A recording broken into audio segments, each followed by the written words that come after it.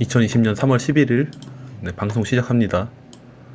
요즘 허경영 총재님을 인터넷에 검색하다 보면은 되게 분위기가 심상치가 않아요.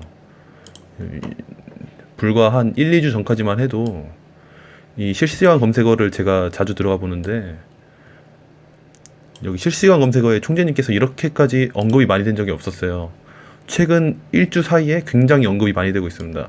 1분마다 언급이 돼요. 1분마다. 지금도 방금 40초 전에 허경영 언급하고 50초 전에도 또 언급을 하고,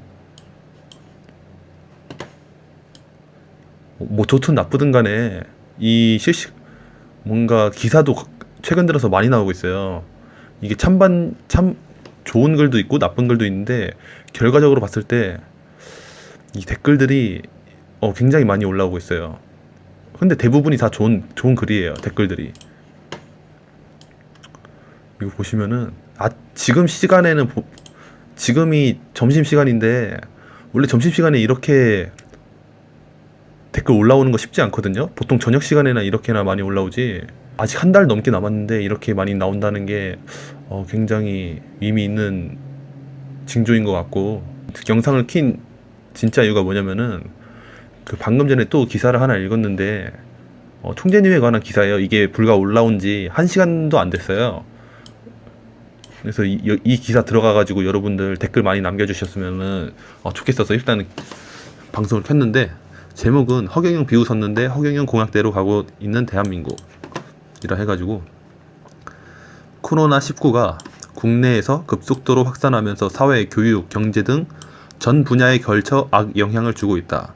정부도 현 상황을 재난, 준전시 상황으로 간주하면서 다양한 대책 마련에 나서고 있다. 정치권에서는 이에 재난 기본소득을 지급해야 한다는 주장도 나오고 있다. 김경수 경남도지사는 재난 기본소득 100만원을 일시적으로 제공해야 한다고 주장한 바 있다. 이재명 경기도지사도 이에 동의했다. 박원순 서울시장은 2달간 30만원씩 60만원의 재난 긴급 생활비 지원을 건의했다. 총재님께서 불과 3월 5일 날 기자 간담회 때 이 얘기를 하셨어요. 긴급 생계 지원금 1억 원 지원하겠다고. 한 가구당 1억 원. 우리나라 총 2천만 가구잖아요. 그러니까 2천조 양쪽 하나에서 이걸 팍 풀어버리겠다는 거예요. 1억씩. 한 가구당 1억씩. 근데 이거를 이 김경수 경남도지사가 진짜 야비한 게, 이걸 그냥 바로 낚아채가지고 이걸 100만원 단위로 이거를 희석을 시킨 거예요. 3일 만에 이 기사를 발표한 게 3월 8일이거든요. 3월 8일에 김경수 경남도지사가 이런 발표를 했어요. 허경영 총재님 공약을 딱 보고 나서. 사람이 어떻게 이렇게 얍삽한가. 하여튼 그래서 이재명 경기도지사도 이에 동의했다고 하는데, 박원순 서울시장도 동의하고, 뭐 어쨌든 이것 때문에 총재님께서 지금 이런 영향도 있는 것 같아요. 지금 언급이 많이 되고 있는 게. 근데 이 재난 기본소득이 언급되면서 온라인상에서 허경영이라는 이름이 굉장히 언급이 많이 된다는 거예요. 이렇게 총재님께서는 이미 10년 전에 출산수당 3천만원, 노인들 건국수당 주겠다라고 공약을 내걸었잖아요. 30년 전부터. 근데 그리고 이후 8년이 지나는 동안 허경영 공약과 비슷한 현상이 나타나고 있다. 지역별 자녀별 차이는 있지만 출산 장려금을 수백에서 수천만 원까지 지급을 하고 있다고 하네요. 그러니까 이게 지자체에서 지급을 한다는 건데, 제가 봤을 땐 수천만 원까지 지급 절대 안 합니다. 이거 뭐 제가 검색을 해봤는데, 매월 10만 원의 아동 수당을 지급한다고는 하는데, 나머지는 다 간접적 혜택이에요. 직접적으로 수당을 주는 거, 매월 10만 원의 아동 수당이 전부입니다. 3년간 출산 예산으로 118조를 썼다 했는데, 그 중에 실질적으로 출산 여성들에게 지급된 돈, 실질적 예산 10조도 안 됩니다. 제가 봤을 때 나머지 108조는 다 연구비, 광고비, 공무원들 회식비 이런 걸로 다 빠졌을 겁니다.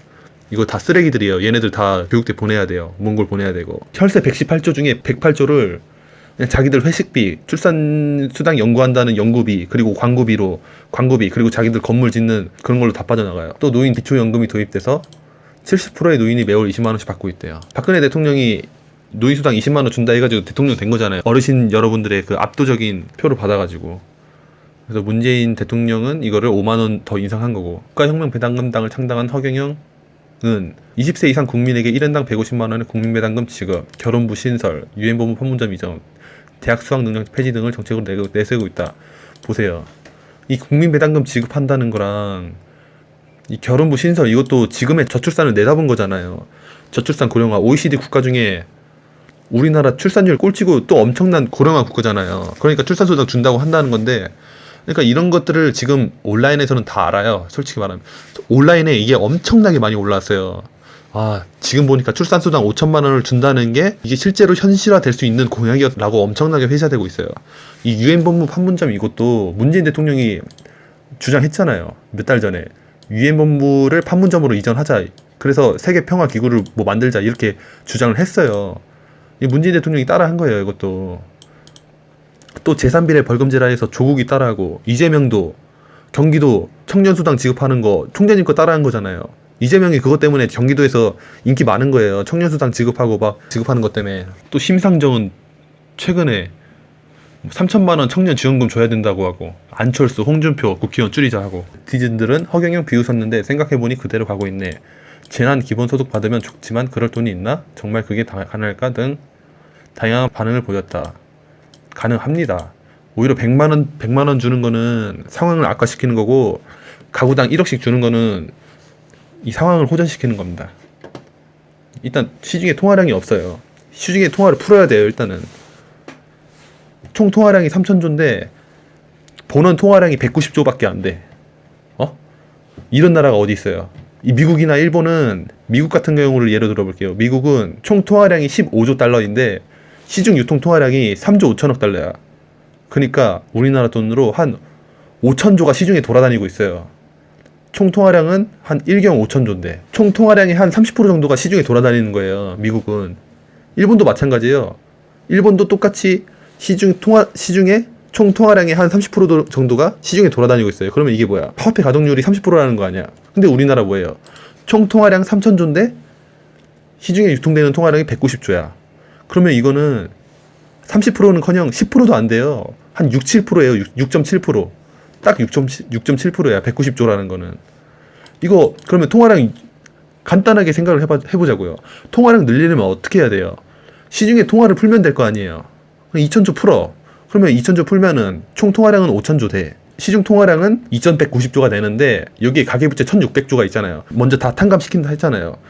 그러면 첫 해 2천조를 풀어도 가동률이 10%도 안 된다니까요. 1,600조가 빠져나가잖아. 그러면 590조밖에 안 되는 거잖아. 시중 유통 통화량은. 그러니까 2천조가 아니라 6천조를 풀겠다는 거예요. 이걸 단계적으로. 이거를 몰라. 이거를 모르니까, 그러니까 대한민국의 총 통화량이 어느 정도인지를 이거를 계산을 못 하니까 그냥 무작정 뭐 포퓰리즘이다, 물가 폭등한다 이런 소리를 하는 거예요. 잘 모르니까. 이거 총 통화량만 알면은 절대 그런 소리 안 나오거든요. 그런 걸 잘 몰라 사람들이. 그렇게 막 오해하는 사람들은 그런 걸 잘 몰라요.